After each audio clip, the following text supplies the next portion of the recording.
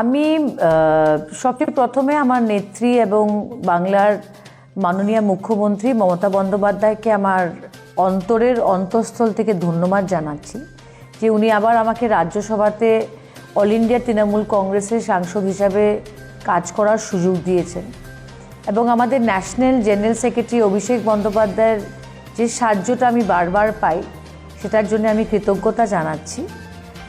এবং বিশেষ ব্যাপারটা হলো যে আমরা দেখতে পেরেছি যে নর্থ ইস্টার্ন স্টেটসের কাউকে বাইরের থেকে রাজ্যসভা হয়তো দুবার কেউ পায়নি, এটা নতুন ইতিহাস। এটার জন্য আমি মমতাদিকে অভিনন্দন এবং ধন্যবাদ জানাচ্ছি। এটা শুধু আমাকে দেননি, কিন্তু সমস্ত নর্থ ইস্টকে একটা উনি ভালো মেসেজ দিয়েছেন। এছাড়া আপনারা দেখতে পেরেছেন যে কয়েক মাস আগে একটা উইমেন্স রিজার্ভেশন বিল পার্লামেন্টে এসছে, কিন্তু মহিলা সশক্তিকরণ এবং মহিলা এমপিদের জন্য রিজার্ভেশন কোন দিন লাগু হবে সেই বিলটা পড়লে পরে এটা বাস্তবায়ন হবে কিনা কেউ বলতে পারবে না।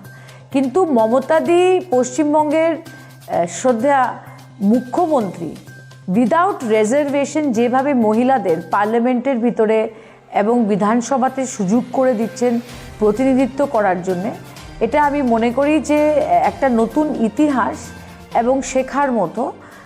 এবারও 4টা সিট ছিল তৃণমূল কংগ্রেসের কাছে, 4টা সিটের মধ্যে থেকে 3টা সিট মহিলাদের দেওয়া হয়েছে। তাহলে আমি মনে করি যে মহিলা সশক্তিকরণ নিয়ে আজকে তৃণমূল কংগ্রেস সবচেয়ে বেশি এগিয়ে আছে, আর সেটাই হলো মমতাদির ভিশন।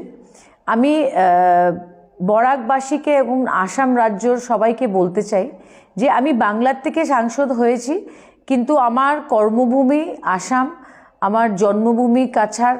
এখান থেকে আমি আগে লোকসভার এমপি হয়েছি, শিলচরের এমএলএ ছিলাম, পৌরসভার সভানেত্রী ছিলাম।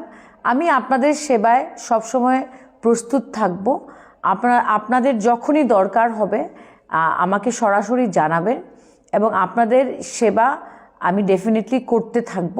আর বাংলার যে সমস্যাগুলো রয়েছে সেগুলো নিয়েও আমি আগামী দিনে পার্লামেন্টে লড়াই করব।